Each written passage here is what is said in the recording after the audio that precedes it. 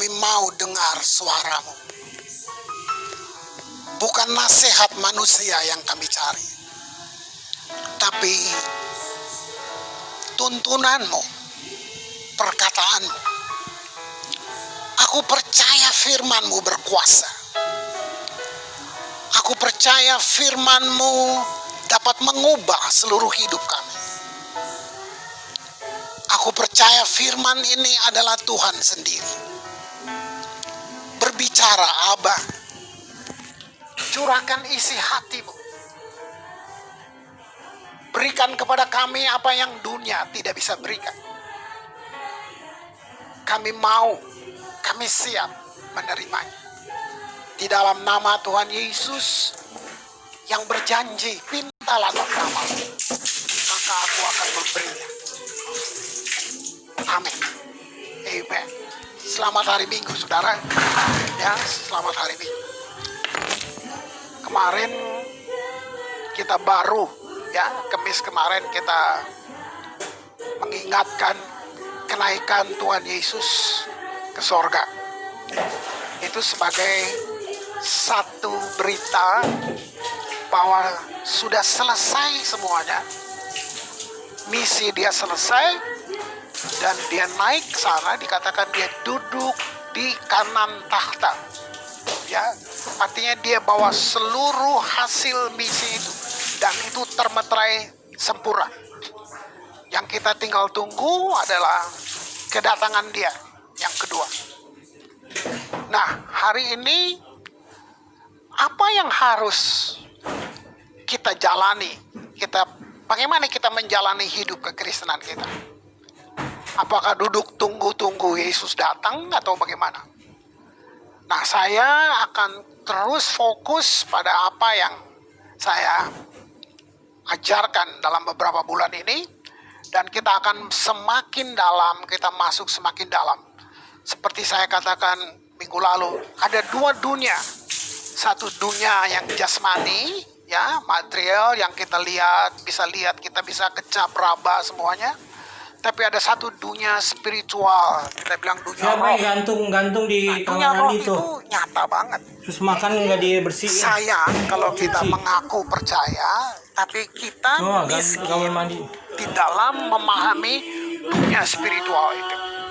Karena kita coba mendefinisikan hal-hal rohani, tapi pakai metode atau cara jasmani. Kita coba mau melihat dengan cara jasmani. Kita tidak akan pernah bisa mendekati alam supernaturalnya Tuhan, tapi pakai alam jasmani ini nggak bisa. Nah, saya sudah kasih satu kesaksian di minggu lalu bagaimana kita ambil contoh ikan, atau waktu saya mulai belajar diving gitu. Waktu saya cuma bisa sampai di 6 meter, maksudnya itu kesanggupan atau mental saya sudah merasa hebat banget. Baru 6 meter masuk di dalam. Lalu ketika saya naik lagi ke darat, saya gulingan di pasir itu, dan saya nangis, bukan nangis susah, nangis karena takjub. Tadi saya seperti nonton televisi di dalam laut. Lihat semua warna-warni, bunga-bunga karang, ikan. Nah, yang bikin saya nangis, satu pengertian baru datang buat saya bahwa tadi saya ada di satu dunia yang bukan naturalnya saya. Tapi saya bukan berhayal. Jadi saya ngobrol sambil tiduran di pasir itu, saya ngobrol, saya bicara seperti, Tuhan, itu nyata ya. Tadi saya di dunia yang itu bukan naturalnya saya. Tapi untuk beberapa saat saya ada di situ, saya bahkan bernafas di situ. Saya lihat ikan-ikan dengan segala ragamnya. Gitu. Nah, seketika seperti satu pengertian datang, ya, pengertian yang kudus, yang indah. Seperti itulah dunia roh. Dunia roh itu nyata. Nah, iman adalah kendaraan yang membawa kita masuk ke dunia itu. Nah, sebab itu hari ini saya kasih judul melihat dalam roh. Ini penting untuk kita hadapin semua hari-hari apa saja yang akan terjadi di depan. Kalau saudara tidak bisa melihat dari dunia spiritual, kamu akan ikut hanyut, kamu akan hancur, kamu akan tertipu, kamu akan parah. Ya, parah itu karena kita dikendalikan oleh fakta-fakta yang menurut kita nggak bisa berubah lagi. Itu dia. Nah, saya bacakan firman Tuhan buat saudara, Efesus 1 ayat yang ketiga. Ya, terpujilah Allah Bapa Tuhan kita Yesus Kristus, yang dalam Kristus telah mengaruniakan. Pelannya kata telah, jadi bukan akan, telah berarti sudah, ya. Waktu dia datang di bumi, dia kerjakan semua. Sekarang kita tinggal terima aja. Telah mengaruniakan kepada kita, lihat kalimat ini, segala berkat rohani di dalam sorga. Jadi berkat itu bukan disimpan di sorga, sudah diberikan. Kenapa berkatnya rohani? Karena peperangannya rohani. Karena semua yang kita hadapi tiap hari itu peperangannya rohani. Makanya yang dia berikan berkat yang di dalam surga, yang nggak bisa dilihat dengan mata yang biasa. Yang biasa artinya kalau kamu nggak punya pengalaman jumpa dengan Tuhan, kamu nggak punya pengalaman dilahirkan baru, kamu nggak ngerti hal itu. Menjadi Kristen, hanya Kristen tanpa pengalaman jumpa, tanpa pengalaman diubahkan, kamu sedang gagal jadi Kristen. Itu hanya agama. Ya. Sekarang saya lompat ke ayat 19 dan 20. Efesus 1 ayat 19 dan 20. Betapa hebat kuasanya. Nah, itu tadi, berkat rohani di sorga, sekarang dijabarkan di sini. Betapa hebat kuasanya bagi kita yang percaya. Ya. Jadi ini bukan janji buat pendeta, bukan janji buat yang mengaku-ngaku hamba Tuhan, tapi ini yang percaya. Yang penting kamu percaya. Betapa hebat kuasanya bagi kita yang percaya, sesuai dengan kekuatan kuasanya. Wow. Ayat 20, yang dikerjakannya di dalam Kristus. Pelan-pelan. Jadi Kristus buat semuanya sampai dia mati, bangkit, naik ke sorga, itu dia kerjakan ini. Ya, dengan membangkitkan dia dari antara orang mati dan mendudukan dia di sebelah kanannya di sorga. Nah, itu bilang telah diberikan kepada kita. Nah, tadi saya bilang kendaraan untuk kita melihat ini namanya iman. Jadi iman bukan sesuatu yang saya lakukan untuk membuat Allah bergerak. Enggak. Bukan itu. Tapi iman adalah respon positif saya terhadap apa yang telah dia kerjakan. Wow. Jadi karena Allah telah melakukannya, lihat yang kita baca tadi, dia sudah melakukannya. Berarti iman menjadi sederhana, bukan pergumulan. Kita sering dengar pergumulan. Nah, itu bisa jadi kita campurkan iman dengan konsep-konsep jasmani. Makanya kita bilang pergumulan. Padahal dia telah, yang dibutuhkan cuma maukah kamu percaya? Nah, lihat kekayaan yang diberikan. Satu terjemahan lain bilang ini, kuasa Allah yang tidak terbatas disediakan melalui iman. Kenapa kita tetap miskin dalam pengalaman ini? Karena kita tidak mau berpindah dari jasmani ke alam spiritual. Gitu. Iman itu memang kontra logik, karena kita seperti melawan akal sehat. Alam jasmani tidak mencerminkan apa yang sesungguhnya di dalam roh. Alam roh beda banget. Iman berfungsi sebagai jembatan untuk membawa apa yang sesungguhnya dan nyata dari dunia roh ke dalam dunia jasmani. Itu dia.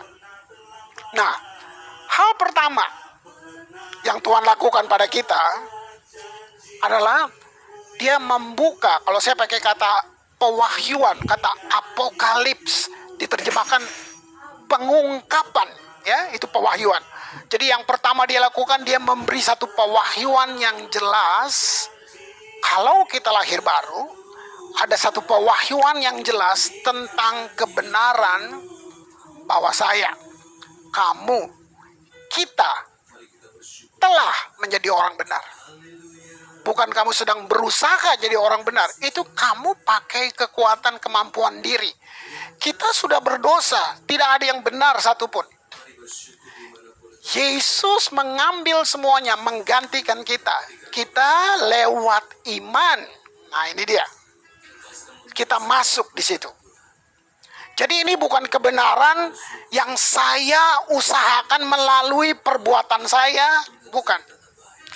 Tapi ini yang dibilang pemberian cuma-cuma yang ia berikan atas dasar perbuatan dia, pekerjaan dia yang dia sudah selesaikan. Nah, waktu kita hidup di area ini, dengan kata lain gini, iman, waktu kamu beriman, waktu kamu pakai iman, artinya Allah dihargai. Tanpa itu, kamu meragukan. Dia ciptakan kita, tubuh, jiwa, dan roh ini dia ciptakan sampai sel-sel terkecil dalam tubuh kita, semua itu dia yang ciptakan. Tapi begitu ada masalah apapun, kamu nggak langsung cari dia yang ciptakan kamu pergi ke ahli jiwa, ke semua yang lain. Coba lihat. Jadi Tuhan bukan menjadi Tuhan dalam seluruh area hidup kita, tapi dia kayak nanti hal-hal tertentu. Nah, inilah yang saya bilang kita sudah mulai tertipu. Nah, saya bilang ini kayak konsep-konsep agama. Tuhan hanya hari Minggu, hari Natal, Paskah, atau kebaktian nanti kalau kumpul sama-sama. Tapi di dalam kehidupan sekuler sehari-hari, kita tidak libatkan dia. Lihat itu. 2 Korintus 5, ayat 21. Saya bacakan.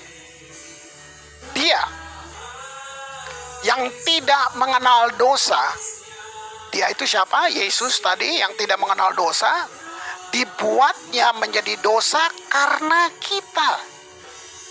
Wow. Kiranya rohmu bisa mendengar ini.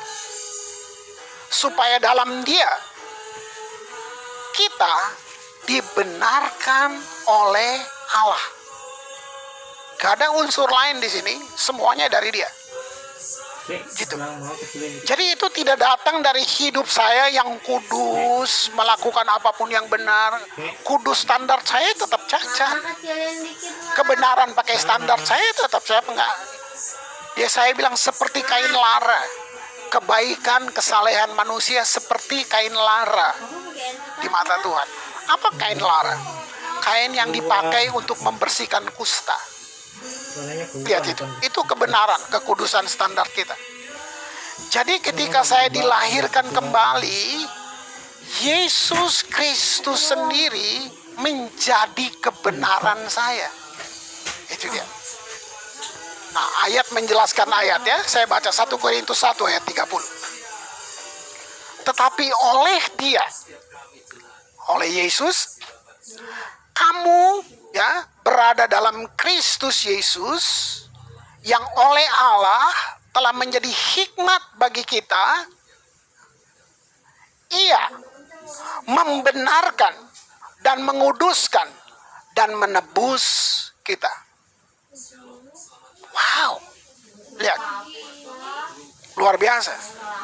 Jadi di sini kalau saya mau jabarin lagi, Yesus mati bagi saya, betul, belum 100% tapi ini yang paling dahsyat. Yesus mati sebagai saya. Ya, Yesus mati sebagai saya supaya saya yang tidak mengenal kebenaran dapat menjadi kebenaran Allah melalui kesatuan saya dengan Yesus. Satu pewahyuan itu dibukakan ketika belajar di kelas. bahwa ketika Alkitab menyebut saya benar, saya dibukakan sesuatu bahwa itu bukan dari manusia saya yang mendapatkan hidup saya, bukan. Waktu Alkitab bilang saya benar. Tapi itu dari Allah saat saya di persatuan dengan Yesus, Dia yang diurapi, gitu. Jadi roh saya yang lahir baru itu sempurna waktu itu. Fisik, ya, tubuh saya tidak seketika, jiwa saya tidak seketika. Sebab itu saya harus berkaca, bercermin pada firman Allah, supaya saya bisa lakukan adalah mengubah identitas saya menjadi siapa saya menurut firman. Wow. Nah, firman Allah, ngerti dulu ini, firman Allah adalah satu-satunya perwakilan dunia roh. Jadi tidak bisa pakai pendekatan lain. Firman Allah adalah satu-satunya perwakilan dunia roh yang paling diandalkan dan akurat. Ya. Kenapa beberapa orang bergumul, termasuk saya juga. Saya nggak luput. Kita punya perjalanan naik dan turun. Nah, itu semua pembelajaran kan, gitu. Kenapa kita bergumul untuk mengerti firman Allah? Karena kita berusaha melihatnya dalam alam jasmani. Apa yang dikatakan Alkitab di dalam roh kita. Alkitab katakan di dalam roh kita, tapi kita melihatnya dalam alam jasmani. Kalau saudara dengar firman, baca firman hanya pakai otak, saudara jadi tahu. Terus pakai otak, jadi so tahu. Tapi kalau saudara mulai pakai hati, kamu jadi percaya. Ini bedanya. Lihat itu. Jadi, lihat apa yang saya mesti lakukan. Itu dia, mengubah identitas saya, ya. Saya mesti ubah itu sesuai apa yang firman katakan. Oh. Galatia 5:16. Maksudku, nah, Paulus katakan, maksudku ialah hiduplah oleh roh. Nah, ini, saudara. Nah, kata roh ini jangan disalah tafsir ya. Ini yang saya bilang dunia spiritual. Hiduplah oleh roh, maka kamu tidak akan menuruti keinginan daging. Jadi hidup dari jati diri kita di dalam Kristus, itu yang dibilang hidup oleh roh. Hidup dari jati diri kita di dalam Kristus, itu yang disebut firman Allah hidup oleh roh. Hidup dengan satu kuasa yang dinamis. Yakobus 1 ayat 22.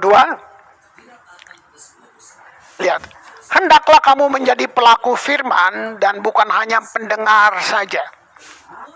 Pelan-pelan, bagaimana pelaku firman itu untuk ke apa? Praktiknya bagaimana? Mempraktekkan firman yang bilang siapa kamu. Nah, lakukan, jalani hidupmu seperti yang firman katakan, kamu siapa? Itu dia. 23, sebab jika tidak demikian, kamu menipu diri sendiri. Sebab jika seorang hanya mendengar firman saja dan tidak melakukannya, ia adalah seumpama seorang yang mengamat-amati mukanya yang sebenarnya di depan cermin. Nah, ya. Baru saja ia memandang dirinya, ia sudah pergi atau ia segera lupa bagaimana rupanya. Tapi barang siapa meneliti hukum yang sempurna, yaitu hukum yang memerdekakan orang, ia bertekun di dalamnya. Jadi bukan hanya mendengar untuk melupakannya, tapi sungguh-sungguh melakukannya. Ia akan berbahagia oleh perbuatannya. Ada cermin di samping saya mau lihat ke cermin. Ya, ini dia. saya melihat di cermin. Nah, cermin ini adalah firman Allah. Waktu saya lihat, dia mengatakan siapa saya. Nah, waktu saya lihat ini, ada peperangan. Peperangan karena saya masih hidup dengan jiwa dan tubuh saya.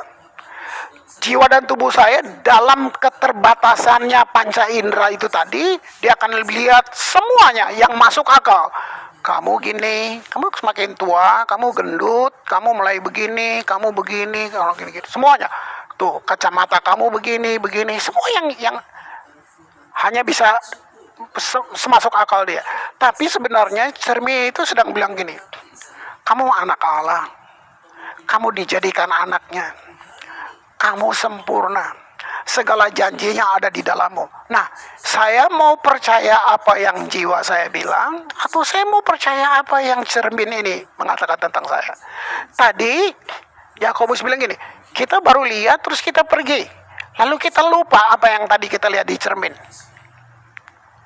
Nah, kebanyakan kita seperti ini. Makanya dibilang iman saya lagi turun. Itu perasaan, bukan iman. Yang naik turun itu perasaan. Iman bisa melibatkan perasaan, tapi iman bukan perasaan.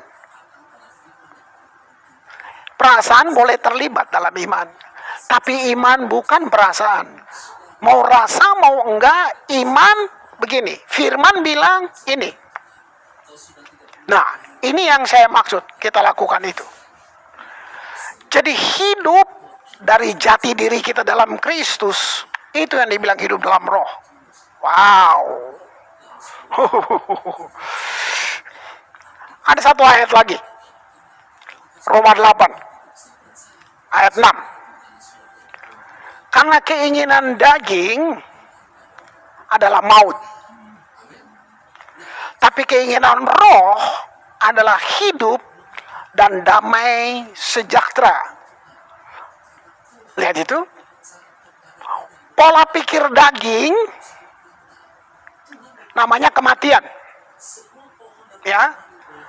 Jika kamu ingin mengalami kehidupan damai sejahtera, tidak ada cara lain, kamu memerlukan pikiran rohani. Ya, saudara, kalau kamu mau ya latih anak-anakmu untuk hidup melihat cermin apa kata firman tentang mereka, mereka akan hebat banget. Artinya saya mau jelas ini, kita semua terima Yesus, lahir baru, bertobat, udah tua. Maksudnya udah kuliah dulu gitu. Ya, kamu atau masih di SMA gitu. Tapi anak-anakmu yang dari kecil, kalau kamu biasakan mereka, melatih mereka untuk lihat apa yang firman katakan tentang mereka. Wow. Kamu bisa bayangin apa yang mereka buat. Nggak ada ceritanya, nggak bisa sekolah, nggak. Karena mereka sudah melihat semua janji Tuhan di dalam mereka. Nggak ada ceritanya kamu punya masa depan, bukan nggak punya. Alam fisik yang bilang kamu sudah nggak punya pensiun lagi, kamu sudah keluar dari kerjaan, itu dia. Fisik, jasmani atau intelektual hanya bisa percaya apa saja kalau ada bukti. Sementara iman dikatakan bukti dari apa yang kamu tidak lihat. Jadi iman itu kontra logik.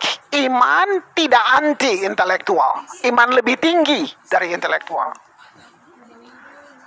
Nah, sebelum saya serahkan buat anak saya untuk menyaksikan sesuatu, saya mau bilang nih, kamu tidak akan pernah masuk ke dalam hal supranatural Allah. Sementara kamu dikuasai oleh alam jasmani. Alam jasmani itu apa yang bisa kamu lihat. Gitu.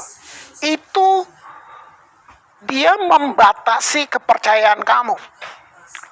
Kamu harus melampaui apa yang dikatakan, dirasakan, ditegaskan oleh 5 indera kamu. Kalau kamu belum di situ, itu artinya kamu sedang berpikir secara daging. Oke, sebelum saya teruskan, saya serahkan buat hambanya Joji Pakaila. Menyatakan siapa, apa yang dia alami. Bapak Ibu dikasih dalam Tuhan Yesus, Alkitab bilang begini, kita hidup dalam kerajaan yang tidak tergoncangkan. Nah, kita perlu perhatikan bahwa ini keadaan saya yang sebenarnya. Nah, satu kali Paulus menasehati jemaat di Efesus dalam Efesus 4, mulai dari ayat yang ke-20. Dibilang begini, tetapi kamu bukan demikian. Kamu telah belajar mengenal Kristus. Nah, bagi Anda yang memiliki Kristus, Anda berbeda. Kita berbeda. Kamu bukan demikian. Kamu tidak sama dengan dunia ini. Sebab apa? Kita belajar mengenal Kristus. Nah, perbedaannya ini, karena kamu telah mendengar tentang Dia dan menerima pengajaran di dalam Dia menurut kebenaran yang nyata dalam Yesus. Nah, saudara, ini yang Paulus kasih tahu untuk jemaat di Efesus. Jemaat di Efesus bukan jemaat yang tidak mengenal Kristus. Mereka adalah orang-orang yang kenal siapa Yesus. Nah, saudara, tetapi hidup mereka tidak seperti apa yang Tuhan inginkan. Makanya Paulus menasihati mereka. Nah, saudara lihat, perhatikan di ayat yang ke-24. Dibilang begini, dan mengenakan manusia baru yang telah diciptakan menurut kehendak Allah. Nah, manusia baru yang telah diciptakan menurut kehendak Allah di dalam kebenaran dan kekudusan yang sesungguhnya. Nah, mengenakan manusia baru. Nah, kata mengenakan dalam terjemahan aslinya bilang begini, memakai manusia yang baru. Memakai manusia yang baru. Nah, seperti memakai pakaian. Memakai manusia yang baru. Seperti Anda memakai baju baru. Seperti Anda memakai jubah yang baru. Kemudian pengertian berikut, tenggelam dalam pakaian yang baru. Kemudian memakai diri kita yang baru. Nah, ini pengertian dari mengenakan. Artinya kita perlu, kata yang dipakai di sini dari kata mengenakan itu kata kerja. Artinya kita perlu untuk pakai ini. Nah, saudara, manusia baru itu tidak perlu Anda usahakan. Tadi kita dengar bagaimana Kristus sudah buat semuanya untuk Anda dan saya. Nah, makanya kita selalu belajar firman, kita selalu mendengar firman, kita selalu merenungkan firman supaya ini tetap kuat. Roh kita, manusia roh kita, yang identitas kita yang sebenarnya ini tetap kuat. Nah, saudara, manusia baru sudah disediakan oleh Yesus buat Anda dan saya. Bagian kita cuma memakainya. Makanya di Efesus ini ditulis begini, manusia lama kebiasaan untuk berbohong, amarah, mencuri, pelit, tidak mau berbagi, kepahitan, takut, khawatir, tidak punya masa depan, maki-maki, tidak sabar, emosi, buang itu. Karena apa? Itu bukan kita yang sebenarnya. Itu bukan manusia roh.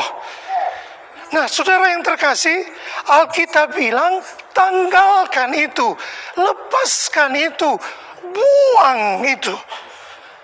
Kita harus jadi menurut apa kata Tuhan. Wow, kita harus jadi menurut apa kata Tuhan. Nah, saudara, saya belajar dan saya temukan begini, pengertian dari manusia baru. Artinya begini, kamu adalah ciptaan yang baru. Satu bentuk yang terhormat yang Tuhan buat untuk kita. Pribadi yang fresh, benar-benar baru. Bentuk yang luar biasa. Ini yang Tuhan jadikan. Waktu kita percaya Yesus, waktu kita terima Dia, waktu kita izinkan Roh Kudus berkuasa penuh dalam seluruh eksistensi hidup kita. Saudara, manusia baru yang diberikan oleh Yesus buat kita itu gratis. Dan Dia bayar harganya sampai mati di kayu salib. Bagian kita percaya dan pakai ini. Saudara, kita dalam realita hidup di dunia ini, seringkali kita mendengar kata ini, takut itu wajar. Takut itu sangat manusiawi. Nah saudara, apalagi di zaman sekarang ini, di situasi pandemi ini, semua orang akan bilang bahwa takut, sangat ketakutan. Takut nanti terinfeksi, takut mati, ketakutan di PHK, ketakutan tidak terima gaji, tidak punya masa depan, bagaimana anak-anak, sekolah mereka bagaimana, hidup kita pun juga bagaimana. Tapi seringkali kita masuk dan berlindung di balik kata ini. Takut itu wajar. Takut itu sangat manusiawi. Tapi saudara, mari lihat apa yang Tuhan sediakan untuk Anda dan saya. Apa kata Tuhan untuk kita sebagai manusia roh? Dalam 2 Timotius 1 ayat 7. Tuhan tidak memberikan kepada saya roh ketakutan, melainkan roh yang membangkitkan kekuatan. Nah saudara, ini jati diri kita. Saudara bilang takut, saya pun juga bisa takut. Saya punya istri dan 3 orang anak. Kalau mau lihat situasi, saya pun juga bisa terisap. Saudara, tapi Alkitab mencatat ada 365 kali kalimat jangan takut. Dengan segala macam situasi, dengan segala macam keadaan. Artinya 365 hari Tuhan mau kita jangan hidup di dalam itu. Dia menginginkan untuk kita hidup sebagai orang-orang yang memiliki kemenangan. Sebab Dia sudah berikan itu untuk kita. Nah saudara, ini yang kita harus pakai.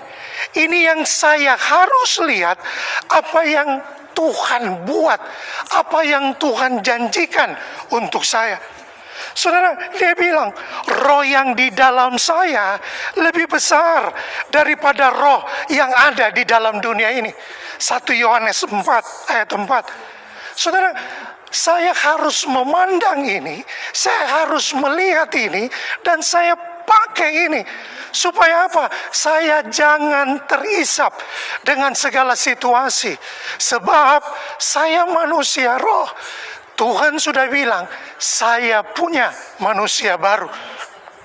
Saudara, ayo, mari kita latih. Seminggu ini, mari pakai apa yang Tuhan bilang untuk kita.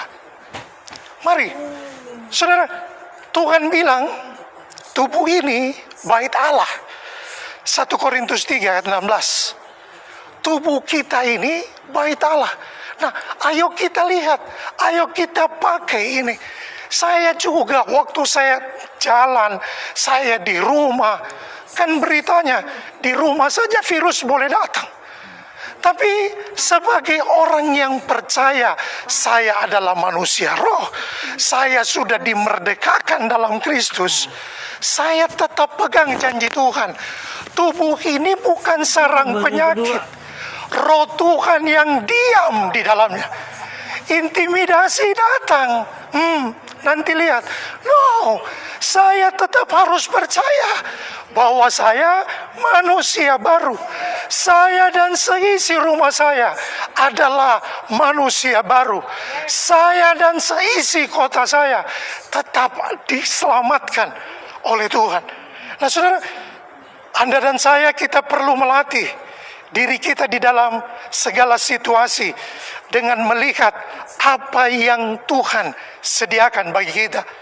Nah saudara, banyak tatanan baru yang terjadi di dalam dunia ini.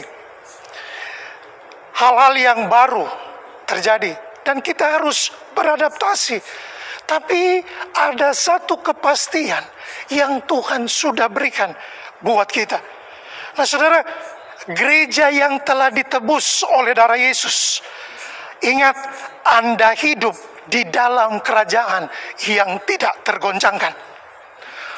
Orang yang beriman, jangan pikirkan apa yang Anda tidak mau terjadi. Tetapi mari pikirkan, apa kata Tuhan yang harus terjadi di dalam hari-hari hidup kita. Saudara, Yesus bilang kan, dalam Yohanes 16 ayat 7, namun benar yang kukatakan kepadamu adalah lebih berguna bagi kamu jika Yesus pergi. Sebab jikalau aku tidak pergi, penghibur itu tidak akan datang kepadamu. Tetapi jika Yesus pergi, aku akan mengutus dia kepadamu. Saudara, Yesus tidak pernah tinggalkan kita sendiri. Yesus tidak pernah tinggalkan Anda bergumul sendiri. Yesus tidak pernah lepas tangan waktu Anda kecut dan tawar hati. Yesus tidak pernah tinggalkan Anda sendiri. Dia kirim Roh Kudus. Nah, Roh itu yang hidup di dalam kita. Roh itu yang membantu kita selalu memberi solusi dalam segala keadaan kita. Dia Tuhan yang hebat dan Dia menjanjikan untuk kita selalu lebih dari pemenang waktu kita melihat identitas kita sebagai manusia roh. Haleluya. Amin, amin. Wow. Luar biasa saudara. Saya tidak perpanjang, saya simpulkan saja ya. Jadi jika sesuatu harus dibuktikan dalam tes secara ilmu pengetahuan, sebelum kamu percaya bahwa itu maka kamu sedang terjebak dalam dunia jasmani. Ya, makanya tadi saya bilang, kalau semua butuh pembuktian gitu. Kenapa? Allah adalah roh. Jadi ia bergerak dalam alam roh. Untuk kita dapat mengalir bersama dengan Allah dalam hal yang supranatural, menikmati hidup damai sejahtera, kamu harus memiliki pikiran rohani. Dunia roh itu nyata. Saya tutup dengan satu kisah klasik di Perjanjian Lama. Kenapa ini menarik saya? Karena Perjanjian Lama belum ada realita Roh Kudus turun di dalam manusia. Artinya realitanya masih di luar. Kita sekarang Roh Kudus di dalam kita. Tapi kisah Perjanjian Lama ini membuktikan satu dunia supranatural di mana itu jadi kenyataan. Itu kemarin kita dengar cerita itu ya, minggu lalu. Itu kisah di mana Elisa berdoa buat bujangnya di waktu musuh datang mau menyerang mereka. Bujangnya ketakutan. Dan dia merasa nggak ada orang bersama-sama dengan kita.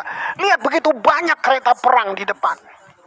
Terus Elisa ngomong dengan bujangnya, yang menyertai kita lebih besar. Saya menyambung apa yang tadi Joji bilang, Roh Kudus ada. Tuhan tidak pernah meninggalkan kita. Tapi bujangnya nggak bisa lihat. Nah, saya tutup di sini. Lihat ayat 17, 2 Raja 6 ayat 17. Berdoalah Elisa. Ya Tuhan, bukalah kiranya matanya supaya ia melihat. Lihat apa yang terjadi? Maka Tuhan membuka mata bujang itu sehingga ia melihat. Tampaklah gunung itu penuh dengan kuda dan kereta berapi sekeliling Elisa. Wow. Saudara yang dikasihi Tuhan, sebelum saya mau kita dengar lagu ini, saya menangkap satu pernyataan pemerintah buat kita bahwa di depan kita akan masuk dalam satu istilah yang lagi rame sekarang, new normal. Saudara, saya menerima itu sebagai satu pernyataan profetik. New normal, satu tatanan normal yang baru. Bukankah kini kita hidup dalam yang normal, dalam dunia spiritual? Ini yang dibilang hidup dalam roh. Itu dia. Dibutuhkan satu kemampuan beradaptasi, membiasakan diri untuk mendengar apa yang firman bilang. Apa yang firman bilang? Fakta bilang kamu begini keadaannya. Itu fakta. Nggak ada yang salah dengan fakta.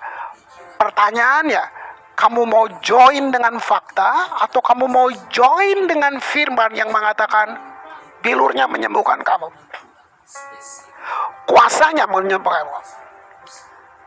Dengarkan nyanyian ini. Dengarkan nyanyian ini.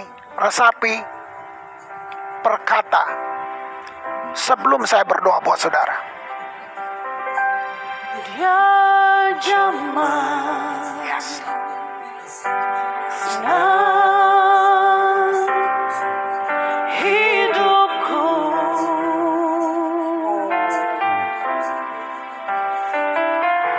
dan beri damai di hatiku.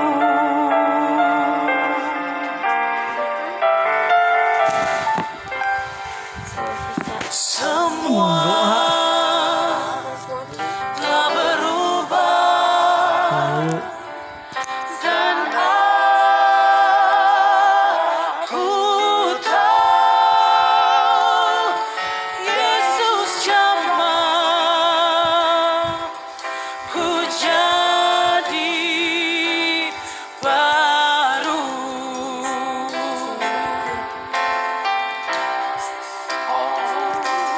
Dia jamah setiap hidupku,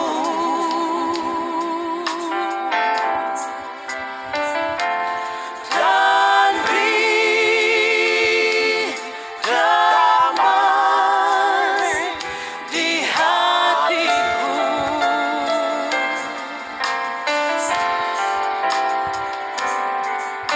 Semua telah berubah dan aku tahu Yesus jamah ku jadi baru.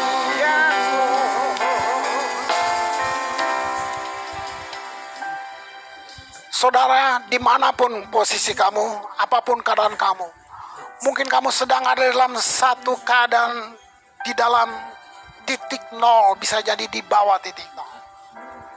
Nggak kebetulan kamu dengar berita ini.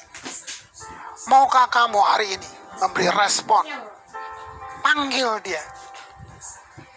Firman mengatakan, di bawah kolong langit ini tidak ada nama lain yang diberikan kepada manusia yang olehnya dia diselamatkan, yaitu di dalam nama Tuhan Yesus Kristus. Maukah kamu panggil nama itu?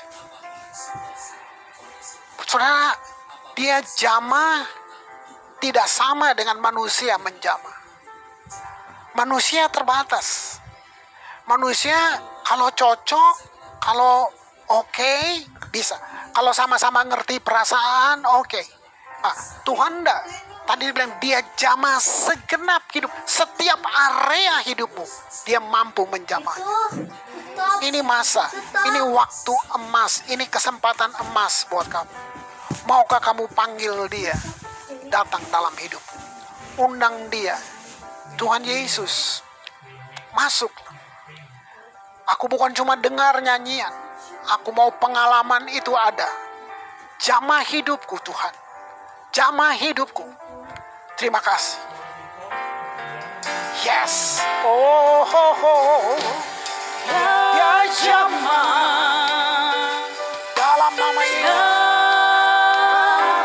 hidupku, Dalam nama Yesus. Dalam nama nama Yesus, dalam nama Yesus. Haleluya. Dan beri, yes Lord. Terima dia, terima dia, terima dia, terima dia. Panggil dia, terima dia. Dia menjamah kamu dimanapun keadaan kamu. Yes, saat ini juga semua akan berubah. Yes. Dan aku tahu Yesus jamah ku jadi baru. Jangan mau tertipu dengan bisikan-bisikan yang lain yang hanya menyatakan keterbatasan keberadaan. Masuk dalam atmosfer ini. Percaya bahwa apa yang kamu dengar akan menjadi realita buat kamu. Firman yang barusan kamu dengar akan jadi realita. Kembalilah dalam hidupmu. Pekerjaanmu, tanggung jawabmu, komitmenmu dengan Tuhan. Ketahuilah bahwa Tuhan itu baik. Terima berkatnya. Tuhan memberkati engkau dan melindungi engkau. Tuhan menyinari engkau dengan wajahnya dan memberi engkau kasih karunia. Tuhan menghadapkan wajahnya kepadamu dan memberi engkau damai sejahtera yang melampaui segala akal, kasih, anugerah, limpah rahmat dari Tuhan kita Yesus Kristus. Persekutuan yang indah dengan Roh Kudus mengawali setiap langkahmu, keluar masukmu, mulai hari ini sampai kekal selama-lamanya. Amin. Ku yakin saat kau berfirman, ku menang saat kau bertindak. Hidupku hanya ditentukan